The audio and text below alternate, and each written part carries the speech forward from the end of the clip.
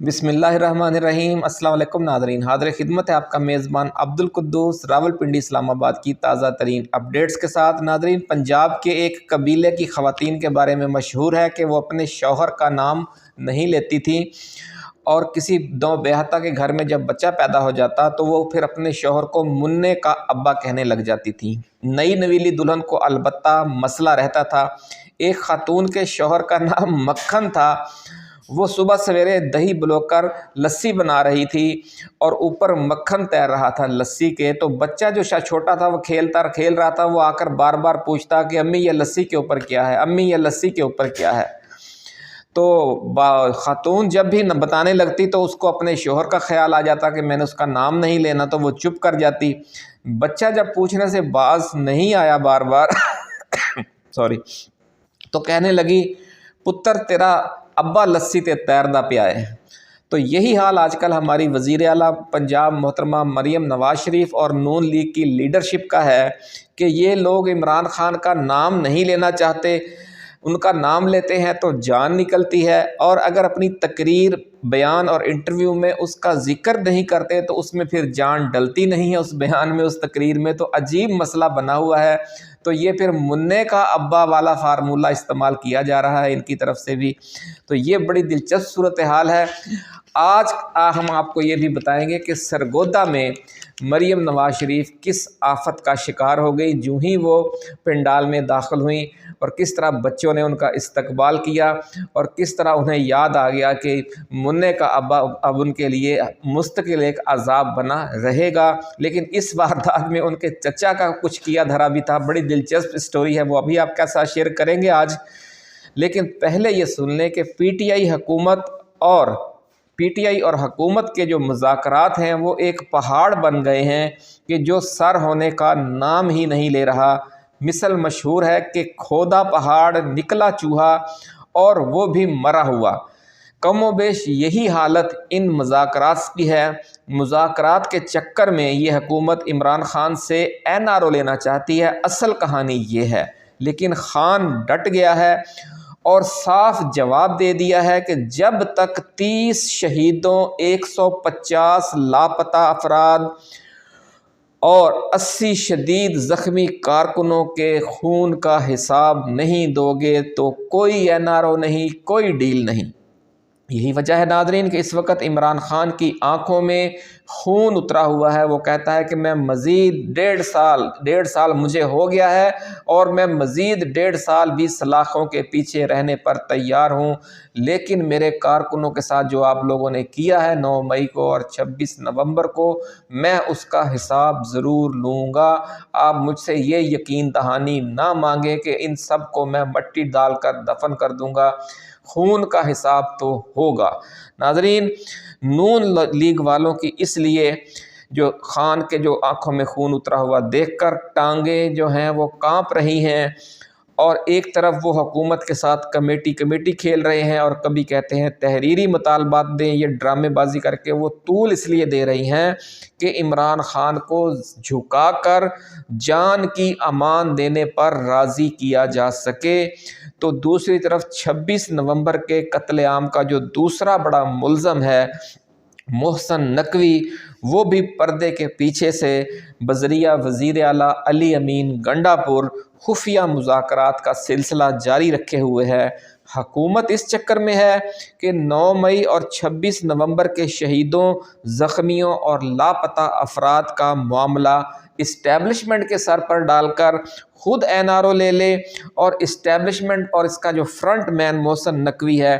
وہ اس چکر میں ہیں کہ پنجاب میں پی ٹی آئی کارکنوں پر جو ظلم و ستم ڈھائے گئے، جو گرفتاریاں، جو جیلیں ہوئیں، اور پھر جس طریقے سے شہادتیں ہوئیں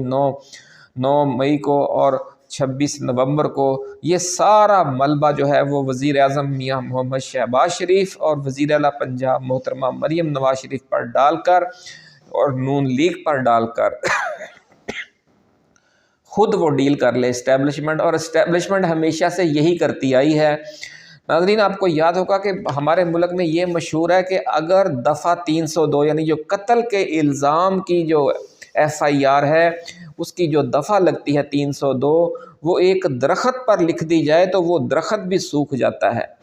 تو اب یہ نون لیگ پر یہ جو دفعہ 302 لگی ہوئی ہے، اس سے ان کی جان چھوٹنے والی نہیں ہے۔ اس سیاسی جماعت نے یوں بھی سوکھنا ہے، تباہ و برباد ہونا ہے، لیکن یہ جو شہیدوں کے ساتھ انہوں نے کیا ہے سلوک، ان کی لاشیں تک غائب کر دی ہیں، اس کا انہیں انجام بہت عبرتناک صورت میں بھگتنا پڑے گا، اور یہی ہوتا ہوا اب نظر آ رہا ہے۔ ناظرین، پی ٹی آئی گو مگو کا شکار ہے کہ وہ مذاکرات جو بظاہر جاری ہیں، یعنی حکومت کے ساتھ جو مذاکرات جاری ہیں ان میں دلچسپی لے یا ان پر یقین کرے، یا جو مذاکرات پس پردہ گنڈا پور کے ذریعے، محسن نقوی کے ذریعے جاری ہیں ان پر اعتبار کرے۔ اگر وہ نون لیگ کے ساتھ مذاکرات کرتی ہے اور معاملات کو فائنل کرتی ہے، تو وہ چونکہ نون لیگ کے پاس تو اختیار ہے نہیں، جو وہ وعدے کرے گی وہ ان پر پورا اتر نہیں سکے گی۔ وہ ایک عمران خان سے اڈیالہ جیل میں ملاقات تو وہ کروا نہیں سکتی جو مذاکراتی کمیٹی ہے، تو جو اتنی بڑی وہ یقین دہانیاں مانگ رہا ہے عمران خان کہ میرے کارکنوں کو پہلے آپ رہا کریں، پھر میرے جو 26 نومبر کا اور 9 مئی پر آپ جوڈیشل کمیشن بنائیں، اتنی جرت کہاں آ جائے، کہاں سے لائے گی نون لیگ کہ وہ اتنے بڑے بڑے فیصلے کرے گی؟ اسٹیبلشمنٹ اس کو چند گھنٹوں کے اندر چلتا کر دے گی۔ یہ صورتحال ہے۔ اب اسٹیبلشمنٹ پہ عمران خان، اس نون لیگ پہ اس لیے اعتماد نہیں ہے کہ یہ کسی بھی وعدے کو وفا کرنے کی پوزیشن میں ہی نہیں ہے، اور جو اسٹیبلشمنٹ ہے اس کے ساتھ اس لیے ڈیل نہیں کر سکتے کہ وہ 2-3 بار دھوکہ دے چکے ہیں بات کر کے عمران خان سے، پھر وہ پھر گئے تھے اسٹیبلشمنٹ کے لوگ۔ تو اب عمران خان کہتے ہیں کہ جب تک کوئی گارنٹر نہیں آئے گا سامنے، میں کس اسٹیبلشمنٹ سے ڈیل نہیں کروں گا، لیکن میں اپنے شہیدوں کا خون بھی معاف نہیں کروں گا۔ جو ذمہ دار ہیں انہیں وہ کٹہرے میں لانے پر تلے ہوئے ہیں۔ ناظرین، اس لیے صورتحال یہ ہے اس وقت کہ یہ جو مخمصہ ہے اس کی وجہ سے مذاکرات ڈیڈ لاک کا شکار ہیں، اور یہ مخمصہ جلد ختم ہونے والا نہیں۔ یہ مخمصہ ختم ہونے میں ابھی کم از کم 14-15 دن باقی ہیں، ایسا کہنا ہے ذرائع کا۔ اور 14-15 دنوں بعد کیا ہوگا؟ ٹرمپ برسر اقتدار آ چکا ہوگا، اور پھر وہ کون سی ایسی شخصیات ہیں جو درمیان میں پڑیں گی اور معاملات کسی حتمی نتیجے کی طرف جائیں گے۔ یہ آج ایکسکلوسیو خبر ہم آپ کے لیے لے کر آئے ہیں، لیکن اس تفصیل میں جانے سے پہلے ناظرین، ہم اپنے نئے آنے والے دوستوں کو یہ یاد دلائیں گے کہ یہ چینل آپ کا اپنا ہے، اسے آپ سبسکرائب کریں، گھنٹی کا نشان دبائیں تاکہ ہماری ایسی ہی ایکسکلوسیو ریسرچ بیسڈ ویڈیوز آپ کو بر وقت ملتی رہیں اور کوئی اہم ویڈیو آپ کی نظروں میں آنے سے رہ نہ جائے۔ ناظرین، ذرائع کا دعویٰ ہے کہ مذاکرات کے موجودہ پہاڑ کو کھودا گیا تو اس میں سے چوہا ہی نکلے گا۔ یہ بڑی خبر ہم آپ کو دے رہے ہیں، اسی لیے نہ پی ٹی آئی ان میں دلچسپی لے رہی ہے، خود حکومت بھی دلچسپی نہیں لے رہی۔ تیسرا دور شروع ہونے والا ہے اور ابھی ابتدائی یعنی کہ شرط شرائط بھی سامنے نہیں آئیں، اور یہ صورتحال ہے۔ لیکن جو عمران خان کے اصل مذاکرات ہیں وہ ڈیپ اسٹیبلشمنٹ کے ذریعے ہوں گے، ایسا کہنا ہے ذرائع کا، کہ موجودہ اسٹیبلشمنٹ کے ساتھ جو مذاکرات جاری ہیں نہ وہ کامیاب ہوں گے، نہ موجودہ حکومت کے ساتھ جو مذاکرات جاری ہیں نہ وہ کامیاب ہوں گے۔ ایک وقت ایسا آئے گا کہ ڈیپ اسٹیبلشمنٹ کے ساتھ مذاکرات ہوں گے اور پھر کوئی نتیجہ نکلے گا، اور یہ جو دلدل میں حکومت بھی پھنسی ہوئی ہے، اپوزیشن بھی، اور پورا ملک پھنسا ہوا ہے، پھر اس دلدل سے وہ نکلے گا۔ یہ کیسے ہوں گے ڈیل؟ یہ ثالثی ہوگی ناظرین۔ ذرائع کہتے ہیں کہ جب ٹرمپ برسر اقتدار آ جائیں گے، اقتدار اپنا سنبھال لیں گے، تو پھر ٹرمپ کی طرف سے سعودی حکومت کو، سعودی ولی عہد کو، شہزادہ محمد بن سلمان کو اس خواہش کا اظہار کیا جائے گا کہ پاکستان کے معاملے کو دیکھیں اور عمران خان کا اور پی ٹی آئی کا جو مینڈیٹ چھینا گیا تھا وہ بھی واپس کروائیں، اور جو اسیران ہیں سیاسی اسیر ان کی رہائی کا راستہ بھی نکالیں۔ تو اس وقت پھر ایک گارنٹر بن کر، ایک ضامن بن کر، ایک ثالث بن کر جو سعودی ولی عہد ہیں شہزادہ محمد بن سلمان، وہ مداخلت کریں گے، تو پھر بات آگے بڑھے گی۔ بڑی خبر ناظرین ہم آپ کے ساتھ شیئر کر رہے ہیں کہ 2-3 نام ہیں، ایک لفظ آپ یاد کر لیجئے گا کہ ڈیپ اسٹیبلشمنٹ، اور دوسرا نام ہے سعودی ولی عہد شہزادہ محمد بن سلمان، تیسرا نام ہے ڈونلڈ ٹرمپ امریکی صدر، اور چوتھا نام ہے سابق army chief general Raheel Sharif. یہ ہیں ناظرین 4 وہ نام جو جب سامنے آئیں گے، جب وہ مداخلت کریں گے، تو پھر یہ مذاکرات کا سلسلہ آگے بڑھے گا۔ اس وقت تک یہ مذاکرات یوں ہی لٹکے رہیں گے، ایسا کہنا ہے ذرائع کا، کیونکہ یہ جو ڈیپ اسٹیبلشمنٹ ہے اس میں صرف آرمی چیف نہیں ہوتا، اس میں تینوں مسلح افواج کے جو بڑے لوگ ہیں، کچھ ریٹائرڈ ہیں، کچھ حاضر سروس ہیں، وہ اس میں شامل ہوتے ہیں، کچھ سابق آرمی چیف، کچھ سابق ایئر چیف وہ شامل ہوتے ہیں۔ اس کے علاوہ کچھ سابق اور موجودہ جسٹس صاحبان، کچھ سابق اور موجودہ بیوروکریٹس، اور کچھ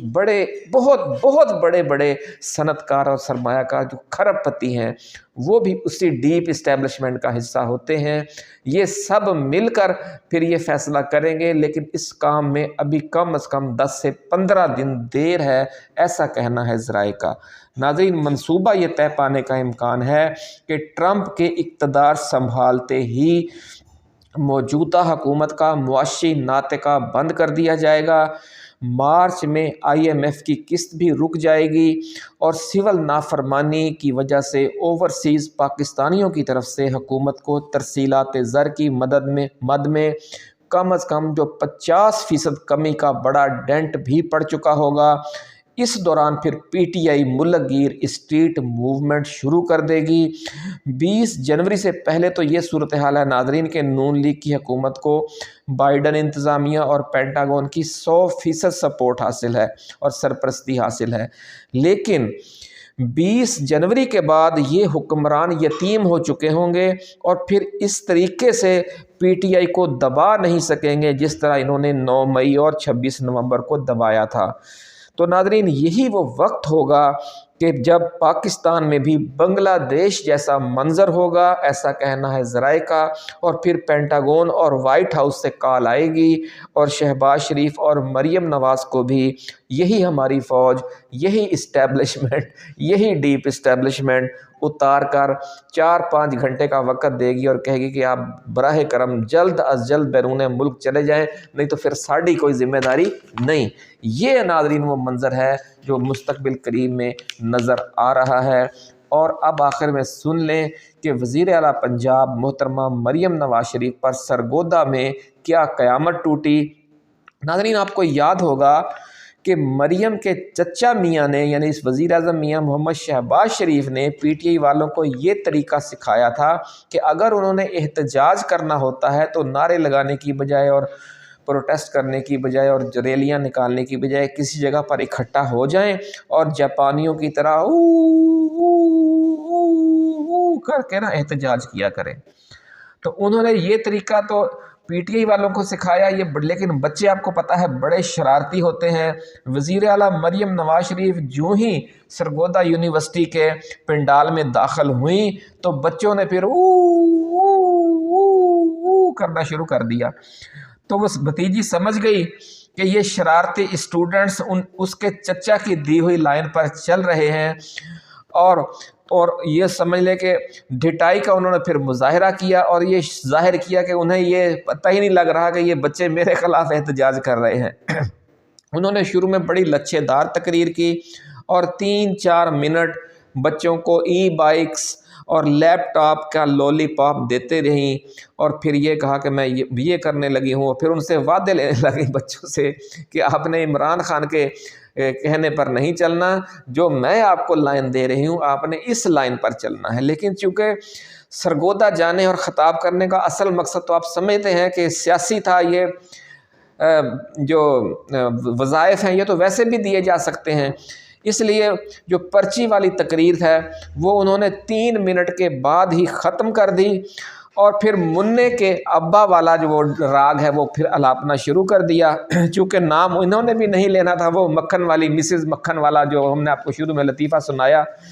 تو ان کی طرح انہوں نے بھی نام تو نہیں لینا تھا عمران خان کا، اس لیے اشاروں کنایوں میں انہوں نے عمران خان کو لتاڑنا شروع کر دیا۔ PTI والے ناظرین آپ کو پتہ ہے بہت شرارتی ہیں، وہ مریم کی مختلف تقریروں سے عمران خان نام والے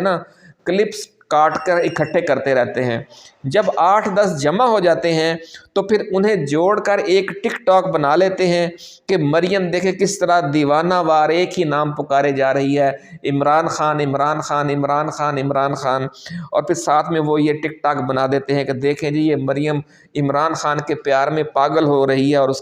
اس کا نام ہی بولے جا رہی ہے، عمران خان عمران خان عمران خان۔ تو اس شرارت سے تنگ آ کر اب نون لیگ والوں نے اور محترمہ مریم نواز شریف نے یہ حل نکالا ہے